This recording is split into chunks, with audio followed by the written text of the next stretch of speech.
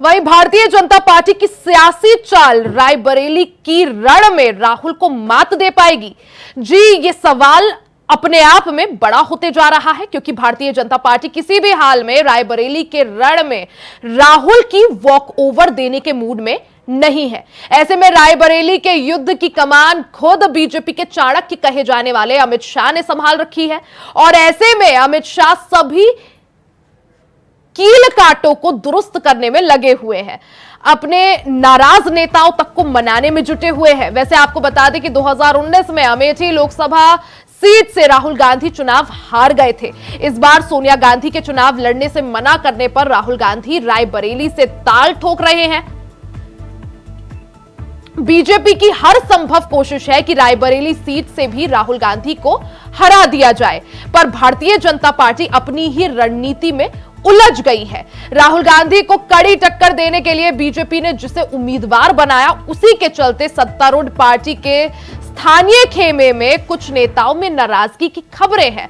Party आलाकमान के लिए ये खबरें सिरदर्द बन गई हैं, जिसके चलते बीजेपी के लिए उसकी मंजिल कठिन होती जा रही है, क्योंकि मनोज पांडे और अदिति सिंह ने प्रचार से दूरी बना रखी है। अफवाह है कि दोनों नाराज चल रहे हैं, जिस कारण बीजेपी का चुनावी गणित बिगड़ सकता है। ऐसे में इस बिगड़े गणित को ठीक करने के लिए खुद बीजेपी के चाणक्य रण में उतर गए हैं। याद होगा आपको, रविवार को रायबरेली में अपने चुनाव प्रचार के दौरान अमित शाह ने दिनेश प्रताप सिंह को लेकर अमित शाह मनोज पांडे के घर तक गए और उनके लिए समर्थन मांगा। वहीं शनिवार को अदिति सिंह ने सोशल मीडिया प्लेटफॉर्म एक्स पर अपने पिता के साथ एक पुरानी तस्वीर भी पोस्ट की, जिसमें उन्होंने कहा कि उनके लिए अपने उसूल से समझौता करना मुश्किल था। इस पोस्ट के कई मायने भी निकाले जा रहे हैं। ऐसे में अब बीजेपी के चाणक्य कहे जाने वाले अमित शाह कैसे रायबरेली में शुरू हुई बीजेपी के घरेलू कलह को दूर करने कर राहुल गांधी को हरा सकते हैं, यह देखना बेहद दिलचस्प होगा।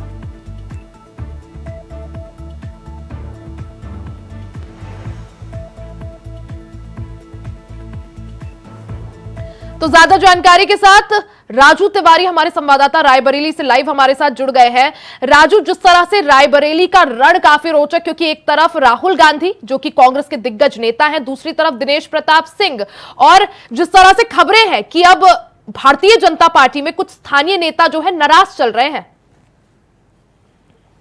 जी देखिए, बता दें कि जिस तरह से भारतीय जनता पार्टी लगातार चुनावी समीकरण को साधने का प्रयास कर रही है और भरसक इसके द्वारा जो कील काटे हैं उसको दुरुस्त किए जा रहे हैं, लेकिन साफ तौर पे जो अंदरूनी चले है भारतीय जनता पार्टी की, ये कहीं न कहीं सोशल मीडिया के माध्यम से सामने आ रही है। बात करें सदर विधायक अदिति सिंह की, तो अदिति सिंह के द्वारा शनिवार को ही एक पर लिखा गया था कि अपने उसूलों से समझौता नहीं करेंगे। और आखिर वजह क्या माने राजू, आखिर क्या वजह निकलकर सामने आ रही है कि जो नाराज चल रहे हैं स्थानीय नेता? जी देखिए, जिस तरह से यहाँ के जो प्रत्याशी है दिनेश प्रताप सिंह, जो रायबरेली के भारतीय जनता पार्टी के प्रत्याशी है, और ऐसे में बताया जा रहा है कि जो इनके सुर है वो कहीं न कहीं अंदरूनी बगावत से है, यानी अदिति सिंह है या इसके पहले जो चुनाव लड़े थे अजय अग्रवाल है, इनके द्वारा भी एक सोशल मीडिया प्लेटफॉर्म पे रेस लिखी गई थी कि इनको अमित शाह के आने पर आमंत्रण नहीं दिया गया। तो ऐसे में कहीं न कहीं इस तरह की बातें जो सामने आ रही है अंतर्राष्ट्रीय चले से बता रहे हैं। और वही सोशल मीडिया पर भी, और ऐसे में अफवाह ये भी था कि जो मनोज पांडे यानी बागी विधायक है जो भारतीय जनता पार्टी के समर्थन किए थे, वो भी भारतीय जनता पार्टी के पक्ष में नहीं है और क्षेत्र में प्रचार प्रसार नहीं कर रहे। तो ऐसे में देखा गया कि रविवार को जब एक बड़ी सभा को संबोधित करने के लिए, यानी अपने प्रत्याशी दिनेश प्रताप सिंह को जिताने के लिए एक चुनावी जनसभा को संबोधित करने के लिए रायबरेली अमित शाह पहुंचे थे, तो इसी के दौरान ये समीकरण को साधने के लिए मनोज पांडे के घर गए और वहां पर बताया जा रहा है, तो प्रयास लगाए जा रहे हैं कि बड़ी रणनीति से साधने का प्रयास किया और उन्होंने ब्राह्मण एकरों को लुभाने के लिए मनोज पांडे को चुनावी मैदान में कूदने के लिए कहा।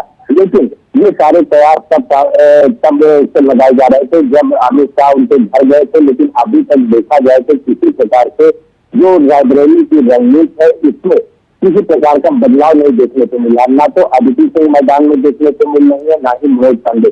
तो जी बिल्कुल, में मनोज एक तरफ पांडे और राहुल अदिति गांधी- सिंह जो दोनों ही दिग्गज नेता हैं, उन्होंने दूरी बना रखी है प्रचार प्रसार से, जिसका खामियाजा जो है भारतीय जनता पार्टी को उठाना पड़ सकता है। और जिस तरह से अगर राहुल गांधी यहां से रायबरेली से हार जाते हैं तो उससे एक बड़ा संदेश जो है या एक बड़ा नैरेटिव जो है भारतीय जनता पार्टी सेट कर पाएगी।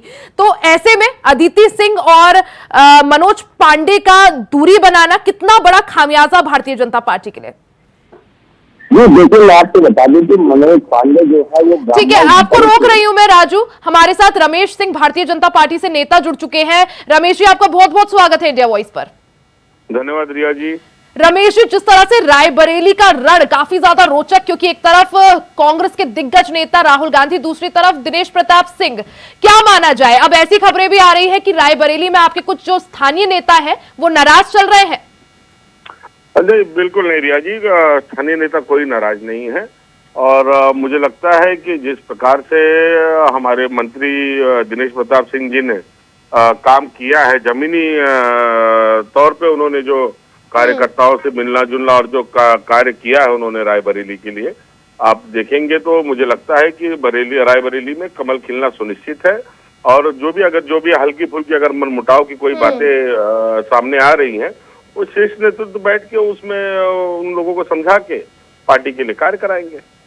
लेकिन विधायक जी, जिस तरह से अदिति सिंह ने अभी एक्स पर पोस्ट किया था, अपने पिता के साथ तस्वीर साझा की और कहा कि असूलों के साथ बिल्कुल भी जो है समझौता नहीं किया जा सकता, मनोज पांडे थोड़ा खफा बताए जा रहे हैं। ऐसे में किस तरह से रायबरेली की लड़ाई जो है लड़ी जाएगी? क्योंकि अगर जो स्थानीय नेता है जब वो साथ नहीं होंगे तो फिर कैसे, जो रास्ता आप देख रहे हैं, कैसे भारतीय जनता पार्टी रायबरेली में कमल खिलाएगी? देखिए, फिर मैं आपको रिया जी बता दे रहा हूँ कि भारतीय जनता पार्टी ये विश्व का सबसे बड़ा परिवार है। और हो सकता है कि कुछ आपस में कुछ मनमुटाव हो, लेकिन ये मनमुटाव, ये चुनाव, ये राष्ट्र के निर्माण का चुनाव है, ये राष्ट्र के हित के लिए चुनाव है। तो मुझे नहीं लगता कि इसमें कोई निजी मनमुटाव, जिससे हमारे यशस्वी प्रधानमंत्री नरेंद्र मोदी जी ने जो ये महायज्ञ उन्होंने शुरू किया है और एक अब की बार 400 पार का जो उन्होंने नारा दिया है, इसमें मुझे लगता है कि सारे अपने जो भी मनमुटाव है उसको साइड में रखकर सभी लोग इस महायज्ञ में सम्मिलित होंगे और हमारे यशस्वी प्रधानमंत्री जी को भारी से भारी मतों से जिताएंगे। और उसमें जो 400 मालाओं की फूल की कमल का माला बनेगी, उसमें रायबरेली के भाई कमल का फूल रहेगा, ये सुनिश्चित है। ठीक है रमेश जी, हमारे साथ अखिलेश यादव जी भी जुड़े हुए हैं, समाजवादी पार्टी से विधायक। अखिलेश जी, जिस तरह से रायबरेली की बात करें, काफी रोचक ये सीट, क्योंकि एक तरफ कांग्रेस के दिग्गज राहुल गांधी, दूसरी तरफ राज्य मंत्री दिनेश प्रताप सिंह, कितना रोचक आप ये रण देख रहे हैं और कैसी लड़ाई? रायबरेली में कोई लड़ाई नहीं है। रायबरेली परंपरागत सीट है कांग्रेस पार्टी के लोगों की, और तो बाद में गठबंधन से लड़ भी रहे हैं राहुल जी, तो बड़े मतों से चुनाव जीतेंगे वो, कोई लड़ाई वहां पर नहीं है।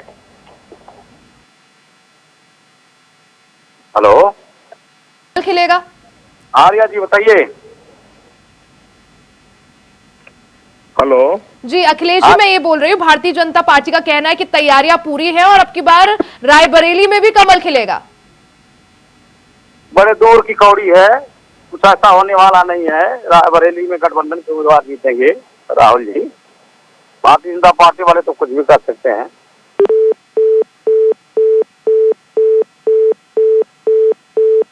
हमारे साथ भारतीय जनता पार्टी से विधायक रमेश जी भी जुड़े हुए हैं। रमेश जी, जिस तरह से अखिलेश जी कह रहे हैं कि कोई लड़ाई ही नहीं है रायबरेली में, कांग्रेस का वो गढ़ है, गांधी परिवार की परंपरागत सीट है।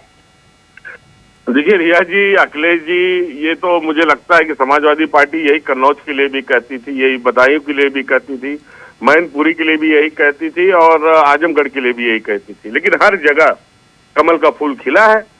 अमेठी के लिए भी यही माना जाता था कि ये कांग्रेस की परंपरागत सीट है। लेकिन आपने देखा होगा कि हमारी बहन स्मृति ईरानी जी ने जो जब वो पिछली बार वहां 2019 से चुनाव लड़ी, एक भारी बहुमत से वहां से वो चुनाव जीती और वहां कमल का फूल खिला। आज चॉकलेट का रैपर बदल लेने से लोगों की मानसिकता नहीं बदल जाएगी। पहले सोनिया गांधी जी लड़ती थी, आज राहुल गांधी जी लड़ रहे हैं। और पिछले चुनाव में अगर आप देखेंगे तो समाजवादी पार्टी और वहां बसपा का गठबंधन लेकिन था। रमेश जी, कुछ ना कुछ चैलेंज तो आप देखते होंगे ना रायबरेली में, क्योंकि राहुल गांधी सामने हैं। ऐसे ही तो अमित शाह हर सीट पर पहुंचकर नेताओं को मनाने की कोशिश नहीं करते। अगर राजनीति के चाणक्य कहे जाने वाले अमित शाह वहां पर डटे हुए हैं और रायबरेली की कमान अपने हाथ में ले रखी है, यानी कुछ ना कुछ चैलेंज तो आप देखते होंगे। रिया जी देखिए, हर एक सीट चैलेंज की सीट है। 543 सीटें जो भारतीय जनता पार्टी, जहां भी हम लोग कमल के फूल पे लड़ रहे हैं, हमारे सहयोगी दल लड़ रहे हैं, हर एक चीज हम लोग चैलेंज के रूप में ही लेते हैं। और उसमें जो मोदी जी की गारंटी है, आज जनता उसमें विश्वास कर रही है। और अमित शाह जी सिर्फ रायबरेली की सीट की चिंता नहीं कर रहे हैं, ये उत्तर प्रदेश की 80 की 80 सीटों की चिंता है उनको, पूरे देश की 543 सीटों की चिंता है। बिल्कुल, जब लक्ष्य इतना बड़ा है तो फिर जब 400 पार का लक्ष्य लेकर चल रहे हैं तो फिर हर सीट महत्वपूर्ण हो जाती है। और यही वजह है, विपक्ष आजकल ये भी आरोप लगा रहा है कि मोदी जी ने आजकल अब 400 पार का नारा लेना बंद कर दिया है। लेकिन ठीक है रमेश जी, बहुत बहुत शुक्रिया समय देने के लिए और कार्यक्रम का हिस्सा बनने के लिए। बहुत तस्वीरें आपको दिखा रहे हैं जब गृह मंत्री अमित शाह ने रायबरेली की कमान पूरी तरह से अपने हाथों में ले रखी है और वहां पर जो रूठे हुए नेता हैं उनको मनाने की कोशिश हो रही है।